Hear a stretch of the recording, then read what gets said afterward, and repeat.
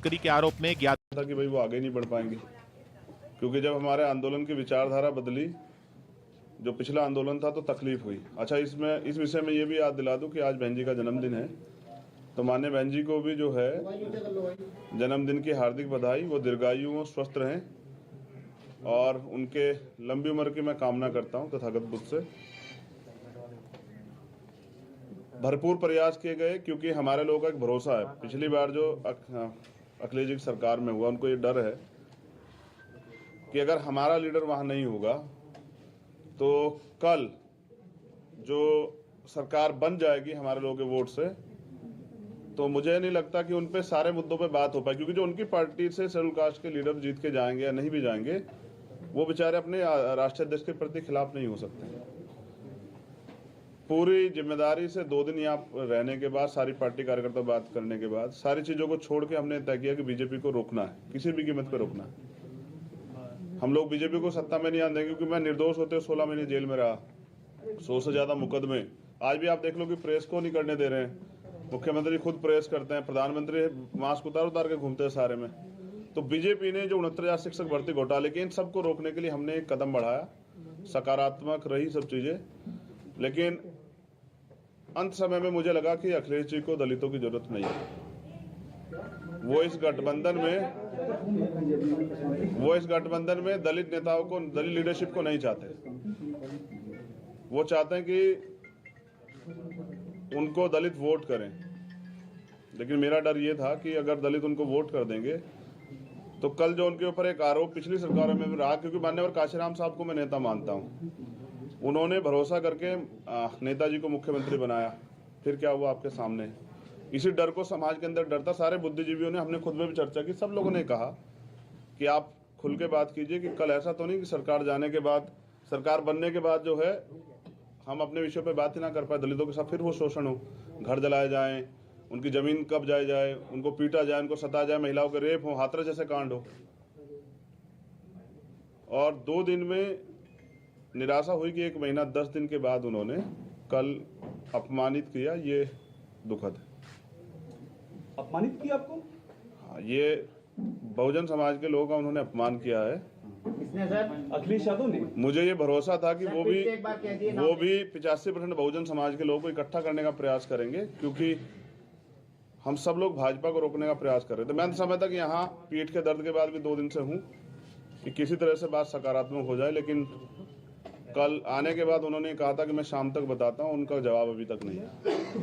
तो मैं समझता हूँ कि वो इस गठबंधन में दलित समाज के लोगों को नहीं चाहते, जबकि बड़े पैमाने पे हमारे साथी जो हैं, जो कार्यकर्ता, जिनकी वजह से आज चंद्रशेखर यहाँ बैठे हैं, बीमार में आजाद समाज पार्टी के, उनकी ये मन था कि वो बीजेपी को रोकने के लिए इस गठबंधन का हिस्सा बने।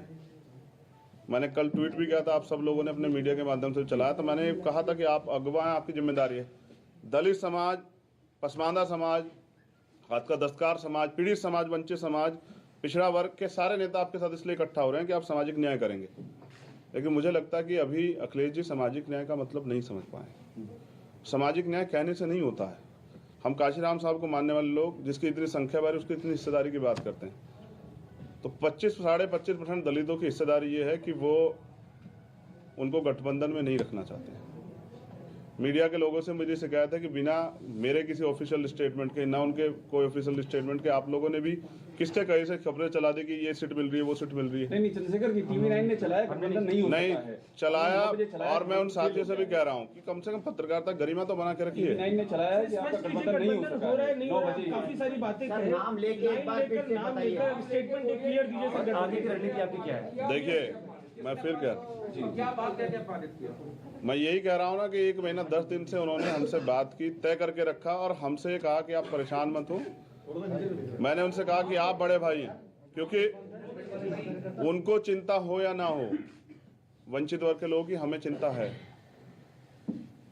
मैं प्रमाणित भी करता हूं कि पिछले 5 साल में समाजवादी पार्टी के राष्ट्रीय अध्यक्ष किसी एक दलित की हत्या पे, रेप पे, कितने बड़े बड़े मामले में नहीं गए उनके घर। फिर भी हमने सारी चीजों को दरकिनार करके स्वाभिमान सम्मान की लड़ाई लड़ने वाले चंद्रशेखर उनके घर गए, 3-3 बार उनसे मुलाकात की, उनसे अपील की कि इसको बना लेते हैं। लेकिन वो शायद किसी मन से तय करके बैठे कि हमें दलितों की लीडरशिप नहीं खड़ी होने देनी। वरना मैं समझता हूँ कि कल जब मैंने उनसे कह दिया था कि आप बड़े भाई हैं, आप तय कर लें, तो उनको मुझे बुलाना चाहिए था। वो तो ऐसे में रोज दलित वंचित आपकी क्या मांगे थी उनसे जिनको उन्होंने नहीं माना? सर स्पेसिफिक अभी भी नहीं हो रहा है नहीं हो रहा है, चल रही है प्रेस कॉन्फ्रेंस। मैं क्या कह रहा हूँ? एक स्पेसिफिक लाइन क्लियर बिल्कुल कि क्या हुआ है सर? नहीं हुआ ये है कि अखिलेश जी के ऊपर मैंने कल जिम्मेदारी छोड़ी थी वहां से आने के बाद कि आप तय कर लें कि आप हमें गठबंधन में चाहते हैं, क्योंकि बात सीटें और ये सब चीज़ें कई मायने रखती हैं। कल हम उनके लिए प्रयास करेंगे कि उनकी सरकार बन जाए, तो उसमें उनमें हमारे हितों की रक्षा होगी या नहीं होगी। कुछ मुद्दों पे वो, जैसे प्रमोशन में रिजर्वेशन का बिल फाड़ा गया, उन्होंने मना कर दिया कि वो इस पर नहीं करेंगे। तो हम दलितों और पिछड़ों के लिए चाहते थे कि भाई प्रमोशन रिजर्वेशन के बिल पे स्थिति साफ करें, बैकलॉग पे। कहने से नहीं होगा, आपको देना पड़ेगा जवाब, आपको नोट बना के देना पड़ेगा। हमारा यह था कि आपको कहनी पड़ेगी मजबूती से बात कि हम करेंगे।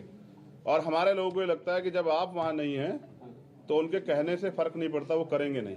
क्योंकि पिछले भी हम पे एक उदाहरण है, लंबे समय से कितने मामले हुए हैं, और अखिलेश जी की चुप्पी साबित करते हैं कि वो दलितों को, जैसे बीजेपी आज खेल कर रही है ना कि दलितों को अगर खाना खा रही है, वो आज भी साबित कर रही है कि लोकतंत्र में जहाँ सबको बराबर की हिस्सेदारी, सम्मान है, अवसर है, वहाँ वो भी जिस तरह खेल कर रहे हैं। मुख्यमंत्री कल दलितों के खाना खाने गए, तो बीजेपी जैसा ही जो है ना व्यवहार उनका कल देखने को मिला। चंद्रशेखर भाई, एक सवाल आपसे ये है चंद्रशेखर भाई, देखिए ये पहले तो ये क्लियर कर, एक सेकंड, एक छोटा सवाल ले लें। बस एक सेकंड। 2 दिन से आप इंतजार कर रहे हैं ना मैं भी 2 दिन से, मुझे 9 साल हो गए हैं इस लड़ाई को लड़ते हुए। 9 साल से मैं इस लड़ाई को लड़ रहा हूँ, और कभी भी दलित, पिछड़ों पे, आदिवासियों पे, पसमानदा पे कभी उनके हितों की रक्षा की बात होती है, चाहे CNP NRC का मामला हो। मैं पहला शख्स था जो जेल गया। नेता डर रहे थे कि मुसलमानों की लड़ाई लड़ेंगे तो यहाँ जो है दिक्कत आ जाएगी। मेरी चीज़ें ये है ना, जो आपने पिछले घोषणा पत्र थे, आपने तो उनको तो पूरा नहीं किया। इसलिए मैं उनसे चाहता था कि वो स्टेट अपना जो है ना वो फाइनलाइज करें, मजबूती से रखें, लेकिन वो नहीं चाहते हमारे मुद्दों बात करने। तो कहने से नहीं चलेगा, तो हमने तय किया है कि अभी हम समाजवादी पार्टी के साथ गठबंधन में नहीं जा रहे।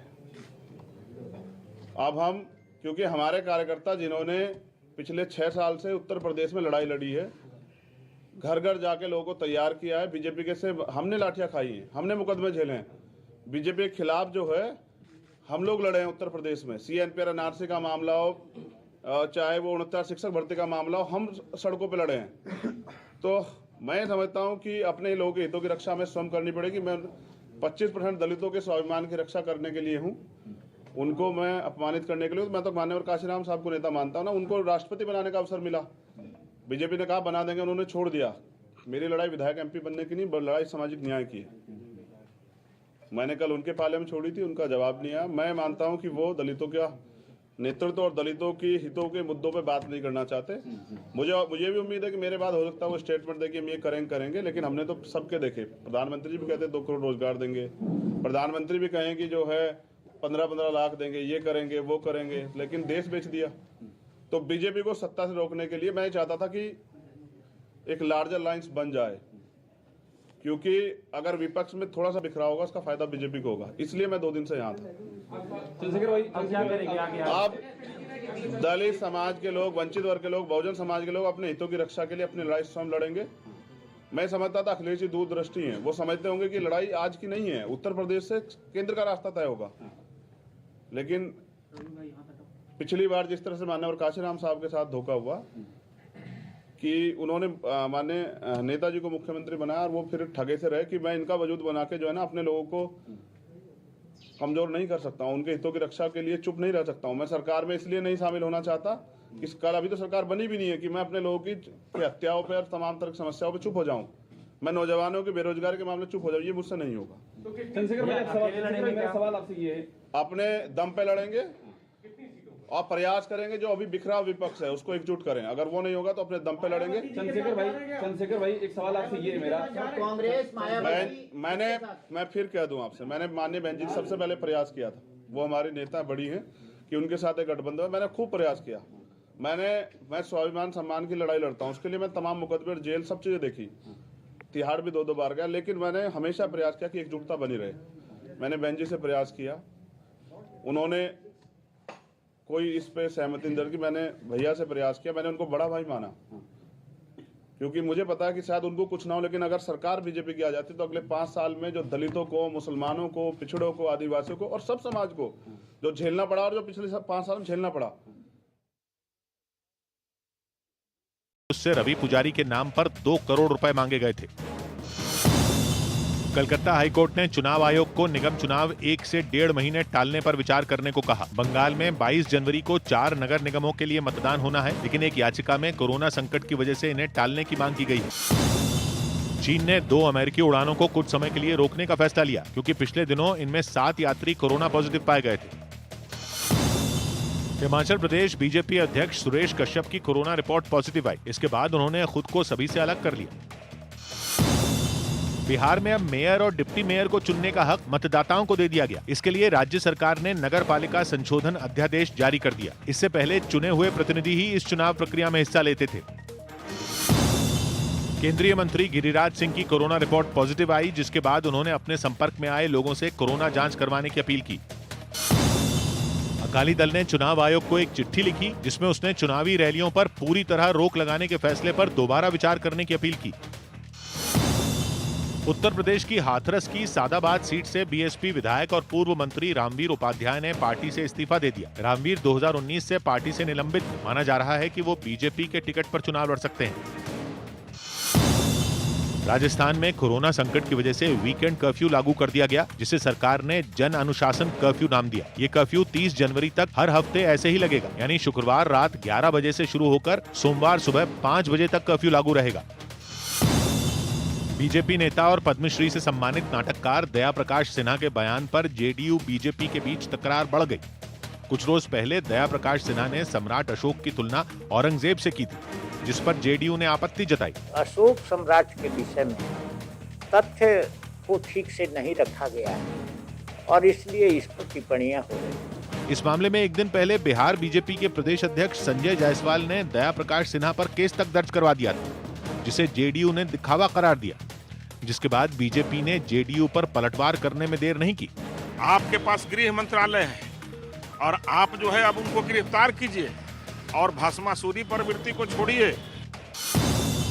यूपी के इटावा से बीजेपी सांसद रामशंकर कठेरिया समेत 10 लोगों पर सिविल कोर्ट ने केस दर्ज करने का आदेश दिया। कुछ लोगों ने अदालत में अर्जी देकर ये आरोप लगाया था कि सांसद ने करोड़ों रुपए की 10 बीघा जमीन की गलत तरीके से अपनी पत्नी के नाम पर रजिस्ट्री करवा ली। 10 लोगों से मिलकर के वो जमीन अपने नाम करा ली, फर्जी कागजात बनाकर। उसके आधार पर उन्होंने फिर मृदुला कठेरिया के नाम वो जमीन दे दी। बिहार के सुपौल में करंट लगने से एसएसबी के 3 जवानों की मौत हो गई, जबकि 9 लोगों की हालत गंभीर है। महाराष्ट्र के गढ़चिरौली में पुलिस ने 2 लाख के इनामी नक्सली को गिरफ्तार कर लिया। इस पर हत्या समेत कई मामले दर्ज हैं। हिमाचल प्रदेश के जोगिंदरनगर इलाके में सेना के एक हेलीकॉप्टर की इमरजेंसी लैंडिंग करवानी पड़ी। बताया गया कि इस हेलीकॉप्टर में तकनीकी खराबी आ गई। हालांकि फिर इस खराबी को सुधार कर हेलीकॉप्टर फिर रवाना कर दिया गया। पश्चिम बंगाल की डायमंड हार्बर महिला यूनिवर्सिटी के कुलपति नियुक्ति मामले पर राज्यपाल और राज्य सरकार में विवाद हो गया। राज्यपाल ने इस पद पर डॉक्टर तपन मंडल की नियुक्ति की, लेकिन उन्होंने ये पद संभालने से इनकार कर दिया। इसके बाद राज्य सरकार ने सोमा बनर्जी को नया कुलपति बना दिया। साथ ही राज्यपाल को राज्य सरकार के साथ सहयोग करने की भी बात कह दी। झारखंड के जामताड़ा से कांग्रेस विधायक इरफान अंसारी ने अपने इलाके में 14 सड़कों की सौगात दी, लेकिन इस दौरान उनके एक बयान ने उनके लिए परेशानी खड़ी कर दी। 14 महत्वपूर्ण सड़कें हैं। ये फिल्म अदाकारा जो कंगना रनावत है, उनकी गाल से भी चिकनी सड़कें मैं बनाने जा रहा हूँ। बीजेपी ने इस मुद्दे पर विधायक के खिलाफ मोर्चा खोलने में देर नहीं की। उन्होंने विधायक इरफान अंसारी को अपने बयान के लिए माफी मांगने की नसीहत। महत्वाकांक्षा, मैं तो जिसको नेता मानता हूँ, उन्होंने राष्ट्रपति का पद छोड़ दिया। मैंने उनको बड़ा भाई कहा और मैं इस रिश्ते को निभाऊंगा, लेकिन लड़ाई प्रतिनिधित्व की है, हिस्सेदारी की है। बहुजन समाज के लोग किसी से भीख नहीं मांग रहे हैं सर, हिस्सेदारी मांग रहे हैं। का फोन आता है तब आप क्या करेंगे? अभी आपने कहा अखिलेश जी ने फोन नहीं किया, अगर आपके ऐलान के बाद अखिलेश जी का फोन आता है। मैंने क्या कहा? फोन नहीं किया ना, जिनको जिम्मेदारी लगाई थी उनके साथ बात नहीं की है। दरवाजे बंद हो चुके हैं क्या? मैं क्या कह रहा हूँ, आपकी तरफ से समाजवादी के राजनीति में कभी दरवाजे बंद नहीं होते हैं। जो लोग एक दूसरे के खिलाफ मुकदमा कराते हैं वो भी साथ लड़ जाते हैं। मेरा प्रयास ये है कि एक मजबूत विपक्ष बनता जो बीजेपी को रोकता, जिसमें सबकी भागीदारी होती है। आप बता दो उनके पास अभी कोई दलित समाज के कोई पार्टी और लीडरशिप है क्या? मेरे आज के बाद शायद वो किसी को इकट्ठा करने लग जाए। दलित समाज की बात करते हैं, क्या वो इस वक्त साथ आएंगे? जो कुछ होगा, आज 2 दिन का समय आपसे लिया है, उसके बाद अपनी बात आपसे रखेंगे, लेकिन कभी भी दलित समाज के स्वाभिमान से खिलवाड़ नहीं होने दूंगा, ना उनके सम्मान से जो है ना खिलवाड़ करने दूंगा किसी को। मैंने विश्वास किया कि हम इस बीजेपी को रोकने के लिए सक्षम हैं और हम जो बिखरा विपक्ष उसको इकट्ठा करेंगे, एक मजबूत लड़ाई लड़ेंगे उत्तर प्रदेश में। धन्यवाद। प्लीज हमारे साथ में आजाद समाज पार्टी के चंद्रशेखर, हमारे साथ में आजाद समाज पार्टी के चंद्रशेखर, आप क्या बताइए? तो आजाद समाज पार्टी के अध्यक्ष चंद्रशेखर ने अखिलेश पर बड़ा हमला किया है। उन्होंने कहा कि वो अखिलेश के साथ गठबंधन नहीं करेंगे क्योंकि अखिलेश दलितों का साथ नहीं चाहते। उन्होंने कहा कि अखिलेश ने बहुजन समाज के लोगों का अपमान किया है, यानी कि अब तस्वीर साफ हो गई है। अब तक कई तरीके की अटकलें लगाई जा रही थी कि गठबंधन हो सकता है, लेकिन अब साफ साफ कह दिया है भीम आर्मी चीफ चंद्रशेखर ने कि दलितों की जरूरत नहीं है इस गठबंधन को, अखिलेश यादव के गठबंधन को। अखिलेश दलितों का साथ नहीं चाहते हैं, दलितों से गठबंधन वो नहीं चाहते हैं। और ऐसे में अब ये ऐलान कर दिया गया है उनकी ओर से कि कोई भी किसी भी तरीके का गठबंधन 2022 के विधानसभा चुनाव में अखिलेश यादव के साथ उनकी पार्टी का नहीं होने वाला है। समाजवादी पार्टी के साथ गठबंधन नहीं होगा। कई तरीके के आरोप भी इस बीच उन्होंने लगाए। उन्होंने कहा कि दलितों को अपमानित किया गया, दलित के हक के सवाल पर अखिलेश चुप रहे, निर्दोष। कई तरीके के सवाल उन्होंने खड़े किए अखिलेश यादव पर, और अखिलेश पर चंद्रशेखर का एक बड़ा हमला आप देख रहे हैं इस वक्त। आपको बता दें कि अब गठबंधन नहीं होगा। अमित पांडे इस वक्त हमारे साथ लाइव जुड़ गए हैं। अमित सिंह लाइव जुड़े हुए हैं हमारे साथ। अमित, तो तस्वीर साफ हो गई है, अब तक कई तरीके की अटकलें थी, लेकिन अब किसी भी तरीके का कोई गठबंधन नहीं देखने को मिलेगा। लेकिन साथ साथ कई तरीके के आरोप भी उन्होंने उनके ऊपर लगाए, कहा कि दलितों को अपमानित किया गया और दलितों की जरूरत नहीं है इस गठबंधन को। जी हाँ, बिल्कुल। जिस तरीके से कल चंद्रशेखर की मुलाकात अखिलेश यादव से हुई थी, उसके बाद कयास लगाए जा रहे थे। सूत्र ये बताते थे कि 1 या 2 सीट से ज्यादा अखिलेश यादव चंद्रशेखर को नहीं देंगे। लेकिन जिस तरीके से आज चंद्रशेखर ने प्रेस कॉन्फ्रेंस की है और सीधा सीधा आरोप अखिलेश यादव पर लगाया है और कहा है कि अखिलेश यादव दलितों का वोट तो चाहते हैं, लेकिन वो नहीं चाहते कि किसी दलित को लीडर बनाए। यही नहीं रुके चंद्रशेखर ने यहाँ तक यह कह दिया कि दलितों का हमेशा से इसी तरीके से इस्तेमाल किया गया है। कांसीराम को मुख्यमंत्री नहीं बनाया गया, मुलायम सिंह यादव को मुख्यमंत्री बना दिया गया। चंद्रशेखर ने केवल अखिलेश पे ही हमला नहीं किया, अखिलेश के अलावा मायावती पर भी हमला किया। कहा कि पहले वो मायावती के साथ भी वो बातचीत करना चाहते थे, पूरा विपक्ष को इकट्ठा करना चाहते थे बीजेपी के खिलाफ, लेकिन मायावती इसमें तैयार नहीं हुई। उसके बाद वो अखिलेश यादव से गए, अखिलेश यादव को बड़े भाई के तौर पर मान रहे थे, अखिलेश यादव से गए, मुलाकात की। लेकिन अखिलेश यादव को वोट बैंक की राजनीति करनी है, अखिलेश यादव को दलितों का वोट चाहिए, लेकिन वो किसी दलित को लीडर नहीं बनाना चाह रहे हैं। और वो आरक्षण को लेकर बात किया। चंद्रशेखर ने कहा कि वो काफी सालों से आरक्षण को लेकर, प्रमोशंस को लेकर वो लड़ाई लड़ते आ रहे हैं और वो चाहते हैं कि वो लड़ाई लड़ा जाए, लेकिन इस पर अखिलेश यादव ये नहीं चाहते थे। जाहिर तौर पे एक बड़ा हमला है। और जिस तरीके से बीते दिनों हमने देखा कि ओबीसी के बड़े चेहरे समाजवादी पार्टी में शामिल हुए, तो वहीं दलितों के बड़े चेहरे चंद्रशेखर ने जिस तरीके से हमला किया अखिलेश यादव पर, तो ये एक बड़ा झटका अखिलेश यादव के लिए। जी बिल्कुल अमित, एक बड़ा झटका है ये अखिलेश यादव के लिए और साफ कर दिया गया है, तस्वीर साफ हो गई है कि अब किसी भी तरीके का गठबंधन चंद्रशेखर की पार्टी का अखिलेश यादव की पार्टी समाजवादी पार्टी के साथ नहीं होने वाला है, क्योंकि उन्होंने साफ कहा है कि दलितों को अपमानित किया गया और इस गठबंधन को दलितों की आवश्यकता नहीं है। और क्या कुछ कहा गया इस दौरान चंद्रशेखर ने, वो आपको सुनाते हैं। अगुवा आपकी जिम्मेदारी है। दलित समाज, पसमानदा समाज, हाथ का दस्तकार समाज, पीड़ित समाज, वंचित समाज, पिछड़ा वर्ग के सारे नेता आपके साथ इसलिए इकट्ठा हो रहे हैं कि आप सामाजिक न्याय करेंगे। लेकिन मुझे लगता है कि अभी अखिलेश जी सामाजिक न्याय का मतलब नहीं समझ पाए। सामाजिक न्याय कहने से नहीं होता है। हम काशीराम साहब को मानने वाले लोग, जिसकी इतनी संख्या बारी उसकी इतनी हिस्सेदारी की बात करते हैं, तो 25-25% दलितों की हिस्सेदारी ये है कि वो उनको गठबंधन में नहीं रखना चाहते हैं। सुना आपने भीम आर्मी चीफ चंद्रशेखर को, और उन्होंने ये साफ कहा कि अखिलेश को सामाजिक न्याय का मतलब नहीं समझ में आता है। और लगातार अमित सिंह हमारे साथ जुड़े भी हुए हैं। अमित, ये आरोप लगाया है उन्होंने अखिलेश यादव पर कि सामाजिक न्याय का मतलब नहीं समझते हैं अखिलेश यादव। जी हाँ बिल्कुल, इसी शायद देखिए जब अखिलेश यादव छोटी छोटी पार्टियों से लगातार वो गठबंधन कर रहे थे और वो कह रहे थे कि सभी विपक्ष इकट्ठा हो, तो ऐसे में चंद्रशेखर के पास भी एक आस जगी थी। उन्होंने सोचा था कि वो दलितों का बड़ा चेहरा है, तो जाहिर तौर पर अखिलेश यादव से जब वो मुलाकात करेंगे तो अखिलेश यादव उन्हें सीट भी देंगे। और जो दलितों की मांग को लेकर चंद्रशेखर लगातार उठाते आए हैं, प्रमोशन की बात, आरक्षण की बात, तो जाहिर तौर पर अखिलेश यादव ये बात को सुनेंगे। लेकिन जिस तरीके से अखिलेश यादव के साथ कल उनकी मीटिंग हुई है वो मीटिंग निराशाजनक रही है, जिसके बाद आज सुबह चंद्रशेखर की तरफ से प्रेस कॉन्फ्रेंस किया गया और प्रेस कॉन्फ्रेंस करके ऐलान किया गया कि किसी भी तरीके का गठबंधन समाजवादी पार्टी यानी अखिलेश यादव की पार्टी से उनकी पार्टी का नहीं हो रहा है। वजह साफ बताया और ये गठबंधन ना होने का आपको रोकना है, यहाँ पे चाहूंगी मायावती इस वक्त क्या कुछ कह रही हैं वो भी सुन लेते हैं। कि उन लोगों का हार्दिक दिल से आभार प्रकट करती हूँ जो पूरे देश में मेरे जन्मदिन को पिछले वर्ष की तरह इस बार भी कोरोना नियमों का पालन करते हुए तथा अपने महान संतों, गुरुओं व महापुरुषों में भी खासकर महात्मा ज्योतिबा फूले, छत्रपति शाहू जी महाराज, नारायण गुरु, बाबा साहब डॉक्टर भीमराव अंबेडकर एवं मान्यवर श्री कांशीराम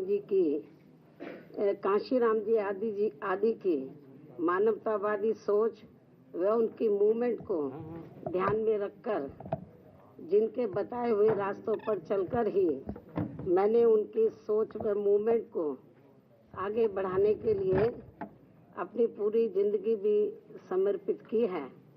वे अर्थात इनके अनुयायी आज पूरे देश में मेरे जन्मदिन को जन कल्याणकारी दिवस के रूप में बहुत ही सादगी व संजीदगी के साथ मना रहे हैं, जिसके तहत चलकर ही मेरे जन्मदिन के मौके पर हर वर्ष बीएसपी के लोग अपने आर्थिक सामर्थ्य के हिसाब से अपने अपने क्षेत्र में सर्व समाज में से विशेषकर गरीब, कमजोर, लाचार, असहाय व अन्य जरूरतमंद लोगों की विभिन्न रूपों में मदद भी करते हैं और इस बार भी मदद कर रहे हैं।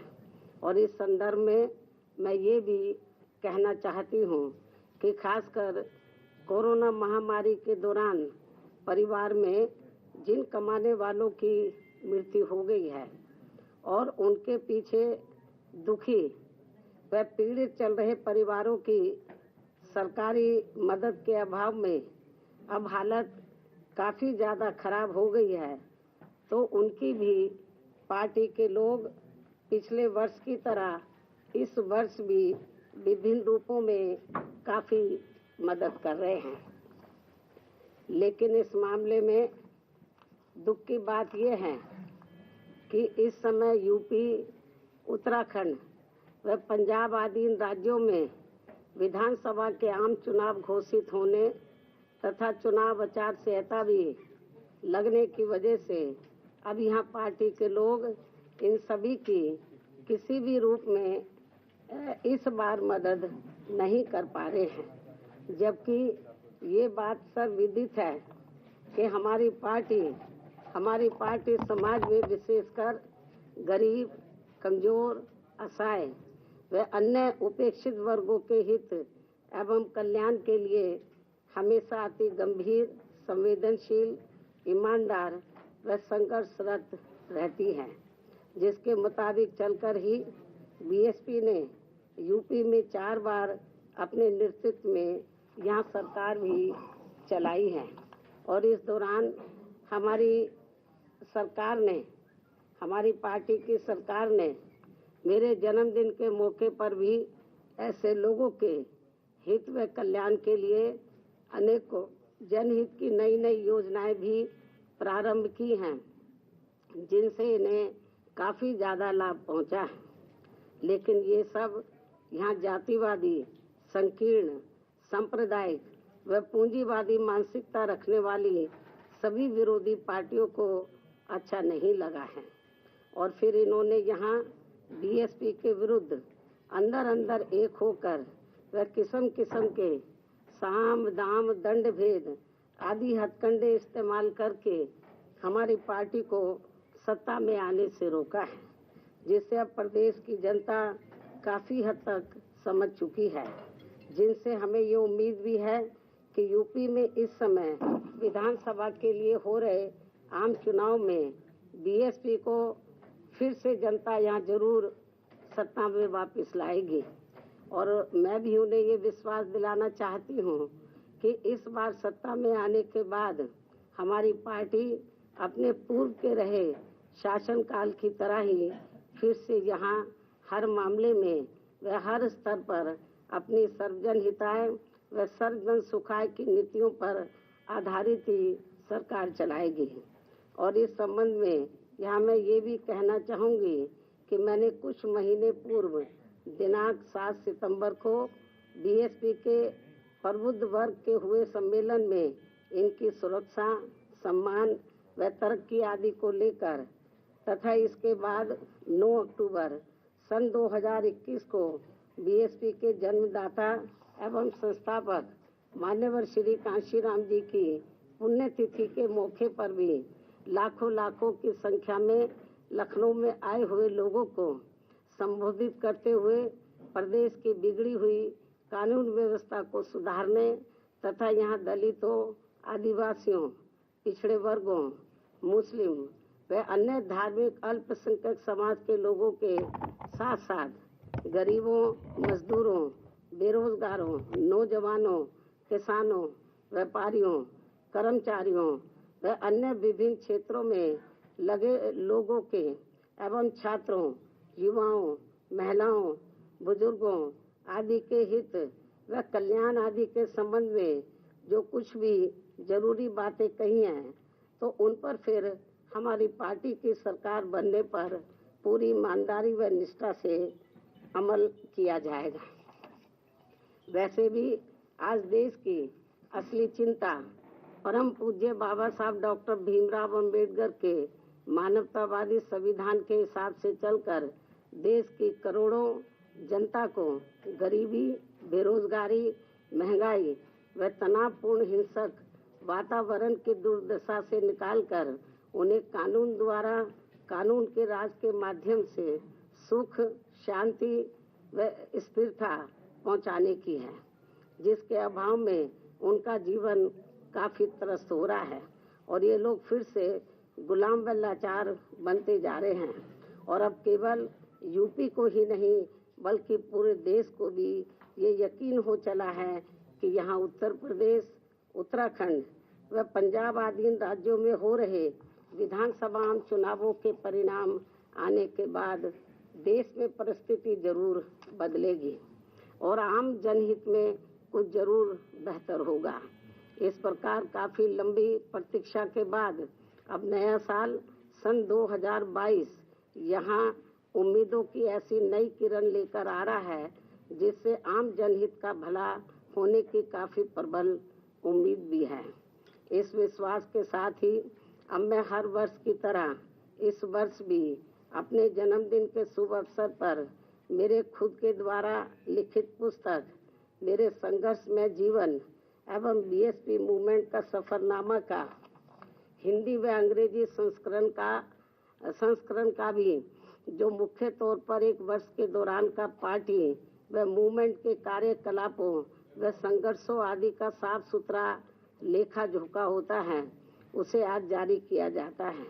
इसलिए ये पुस्तक खासकर वर्तमान में युवा पीढ़ी व आगे आने वाली पीढ़ी के लिए भी काफी प्रेरणादायक साबित होगी, ताकि मान्यवर श्री कांशीराम जी के नेतृत्व में उनकी त्याग, तपस्या व कठोर मेहनत से बनी बीएसपी की अम्बेडकरवादी व मानवतावादी मूवमेंट हमेशा आगे ही बढ़ती रहे और फिर उनकी ये मूवमेंट कभी भी आगे ना रुके। और अब मैं इस प्रेरणादायी पुस्तक का विमोचन करूं, लेकिन इससे पहले आज मैं अपने जन्मदिन के मौके पर खासकर यूपी, उत्तराखंड व पंजाब में अपनी पार्टी के लोगों से ये भी अनुरोध करती हूँ कि पार्टी के जो लोग यहाँ चुनाव आचार संहिता लगने की वजह से इस बार मेरा जन्मदिन अपने अपने घरों में ही रहकर मना रहे हैं, वे कोरोना नियमों व चुनाव आचार संहिता का भी पालन करते हुए अपनी पार्टी के उम्मीदवारों को जिताने के लिए रात दिन खूब मेहनत करें और उन्हें भारी वोटों के अंतर से भी जरूर जिताएं। और यदि ऐसा हो जाता है और यहाँ सन 2007 की तरह फिर से बीएसपी की अकेले ही अपनी पूर्ण बहुमत की सरकार बन जाती है तो फिर यही इस बार मेरे जन्मदिन के लिए इनका ये खास व अत्यंत कीमती तोहफा भी होगा।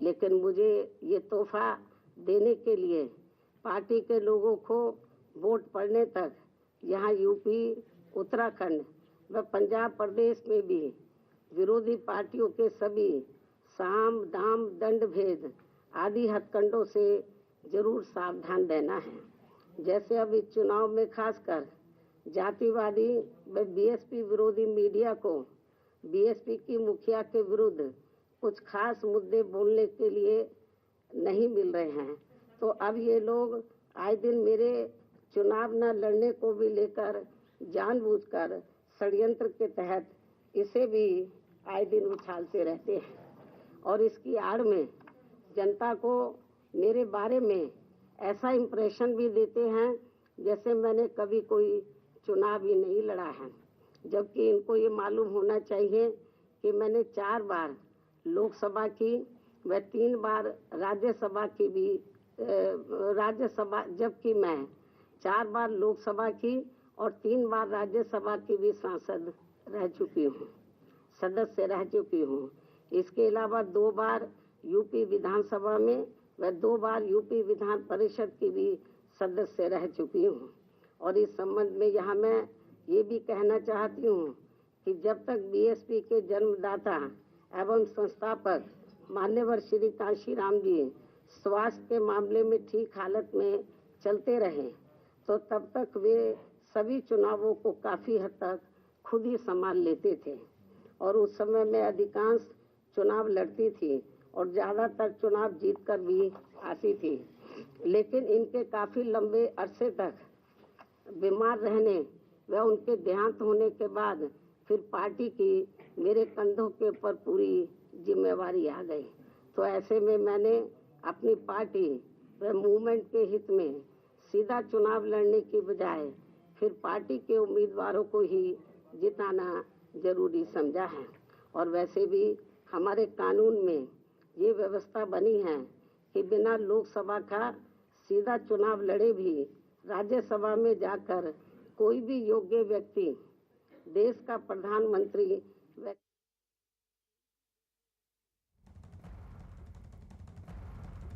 इस वक्त की बड़ी खबर आप देख रहे हैं। वाराणसी के बीजेपी कार्यकर्ताओं के साथ संवाद होगा। प्रधानमंत्री मोदी का 18 जनवरी को 11 बजे वो ये संवाद करेंगे, बीजेपी कार्यकर्ताओं से संवाद करेंगे प्रधानमंत्री नरेंद्र मोदी। वाराणसी के बीजेपी कार्यकर्ताओं के साथ उनका ये संवाद होगा। 18 जनवरी को 11 बजे ये संवाद करेंगे। 18 जनवरी को वाराणसी में कार्यकर्ताओं से संवाद करेंगे प्रधानमंत्री नरेंद्र मोदी। इस वक्त की बड़ी खबर आप देख रहे हैं क्योंकि आगामी विधानसभा चुनाव भी हैं, ऐसे में अब संवाद भी होगा प्रधानमंत्री नरेंद्र मोदी का। वाराणसी के तमाम कार्यकर्ता जो होंगे उनके साथ जुड़ेंगे इस संवाद में, बीजेपी कार्यकर्ताओं को संबोधित करेंगे, उनसे संवाद करेंगे प्रधानमंत्री नरेंद्र मोदी। 18 जनवरी को सुबह 11 बजे ये संवाद होना है प्रधानमंत्री नरेंद्र मोदी का तमाम कार्यकर्ताओं के साथ।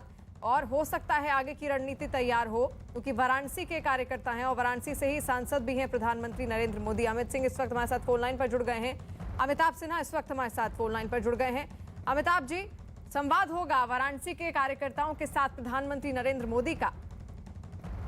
बिल्कुल, ये संवाद बड़ा महत्वपूर्ण है क्योंकि प्रधानमंत्री जानते हैं कि जो उनके शक्ति केंद्र, जिनको जो तमाम बूथ के स्तर पर काम करने वाले कार्यकर्ता हैं, जो कार्यकर्ता पार्टी के काम का प्रचार और प्रसार करते हैं, जो घर घर जाते हैं छोटी छोटी टोले बनाकर, उनके साथ संवाद सबसे जरूरी है। उनका मोरल बढ़ाए रखना बहुत जरूरी है। शायद यही कारण है कि उनका दुख दर्द जानने के लिए, उनको जो मुश्किलें आ रही हैं इस कोरोना काल में उसको जानने के लिए और जो भी मुश्किल है उसको दूर करने के लिए सुझाव अपने लेकर प्रधानमंत्री उनके साथ संवाद करेंगे। 18 जनवरी को ये संवाद संवाद होगा और इसके लिए उन्होंने नमो ऐप पर एक नंबर भी उन्होंने प्रधानमंत्री ने बीजेपी यूपी ने अपने ट्विटर हैंडल पे दिया है, जिस पर कार्यकर्ता अपने सुझाव भी उसको डाउनलोड करके पीएम से सीधे बातचीत कर सकते हैं। यानी कार्यकर्ताओं के विचार, कार्यकर्ताओं के सुझाव चुनाव के पहले पार्टी के सीधे शीर्ष हाई कमांड तक पहुंचेगा। ये बहुत बड़ी बात होगी। बिल्कुल, और 18 जनवरी को 11 बजे ये संवाद होगा। प्रधानमंत्री नरेंद्र मोदी तमाम कार्यकर्ताओं के साथ जुड़ेंगे और खुद वाराणसी से सांसद भी हैं प्रधानमंत्री नरेंद्र मोदी और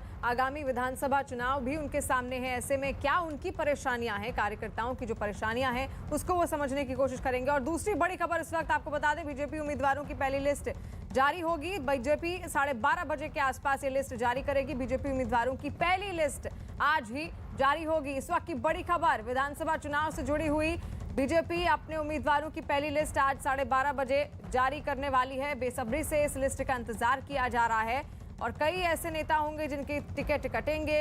कौन कौन उम्मीदवार इस बार बनेगा, पहली लिस्ट बीजेपी की ओर से 12:30 बजे आज जारी की जाएगी। लगभग 1 घंटे बाद ही ये लिस्ट जारी की जाएगी। 12:30 बजे ये लिस्ट जारी होनी है और यतेंद्र शर्मा इस वक्त हमारे साथ फोन लाइन पर जुड़ गए हैं। यतेंद्र, और क्या जानकारी इस लिस्ट को लेकर सामने आ रही है?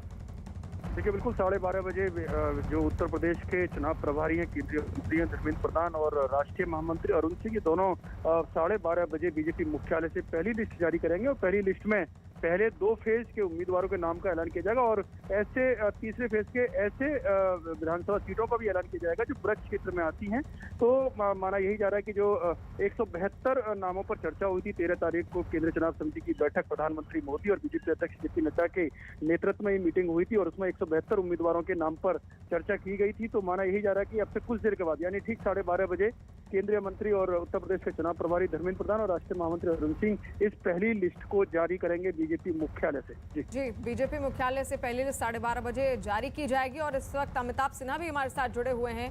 अमिताभ, 12:30 बजे लिस्ट जारी की जाएगी, आखिर कितनी महत्वपूर्ण होगी बीजेपी के लिए ये लिस्ट और क्या कुछ हो सकता है इस लिस्ट में? तो आपको बता दें कि लगभग 1 घंटे का समय शेष रह गया है और 12:30 बजे ये लिस्ट जारी की जानी है। 172 उम्मीदवारों के नाम का ऐलान हो सकता है। कौन कौन से ये उम्मीदवार होंगे, बेसब्री से इनके नामों का इंतजार है क्योंकि पहली लिस्ट आज बीजेपी जारी करेगी।